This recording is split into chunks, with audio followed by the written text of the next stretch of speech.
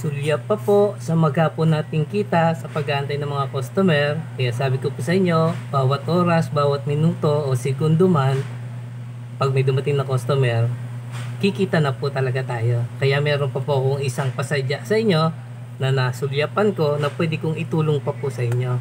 Nakita nyo po ito? Ito po yung mga ginagamit sa mga bracelet na leather. Kahit po sa mga stainless. Pero sa leather po, malimit ito nagagamit.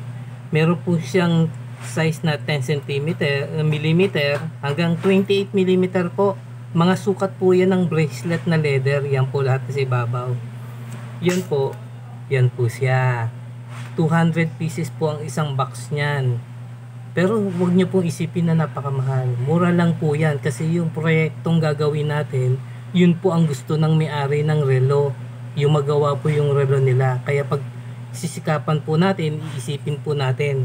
Ito po, ituturo ko po sa inyo. Nakapaganda na po ako ng isa, pero ito pong isa, naikabit ko na po yan para yung time po natin, magamit po natin ng mas maganda. Ito po. Ito po yung relo ng may-ari. Nung dinala niya po sa akin to, wala pa tong bracelet. Sabi niya, dekada na raw nakatago sa bahay. Biniregalo sa kanya ng kaibigan niya. Ngayon po, magbe-birthday yung kaibigan niya. Naalala niya. Kaya gusto niya, pag nakita sila ng kaibigan niya, suot niya yung relo. Para yung closeness nila, yung friendship nila, maalala po nila. Andun pa talaga siya. Kaya pinagawa niya po sa akin. Gawan ko din daw uli po ng paraan para magamit niya pag birthday ng kaibigan niya. Ito pa ituturo ko sa inyo kung paano po paglalagay po nito dito po sa leather na bracelet. Ito po binigyan ko uli po siya ng sample kung ano yung gusto niya. Pwede po itong itim, pwede po itong pink kung gusto niya, para doon ikakabit siya. Pero mas nagustuhan niya po yung puti kasi puti po yung gitna niya, yung dial niya. Kaya sige po, sabi ko, pagbibigyan ko din po kayo, sabi ko, tinabi ko. Ngayon po, ang technique po dyan, ito po, leather, igigitna po natin yon, yung kasi po nasa gitna naman po ngayon ang kailangan niya Kailangan ukain po natin itong leather. Madali lang po ito. Sukatin nyo lang po ganyan, itapat nyo. Tapos yung pinakagilid po ng bracelet ng makina niya, diinan nyo lang po ng screwdriver. Diinan nyo lang po yung pinaka dulo, yung sukat siya. Ngayon pagka na ano nyo na po siya, ito po, meron po kayong cutter.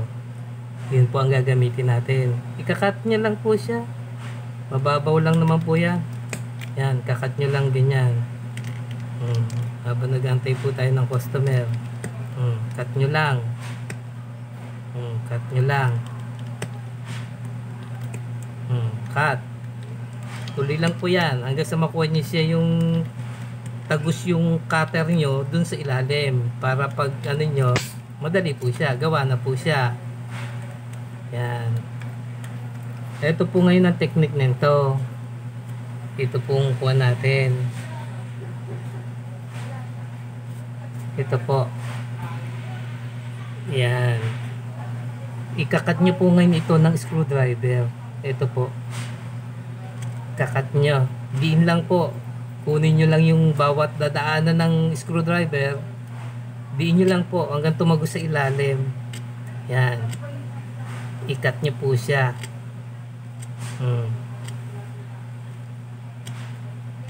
Pag naramdaman nyo po na wala nang umaano sa ilalim, hilahin nyo na po siya. O pag meron pa po, ikat nyo naman po sa kabilang gilid. Yan. O yan, kita nya, nagkakorte na po siya agad.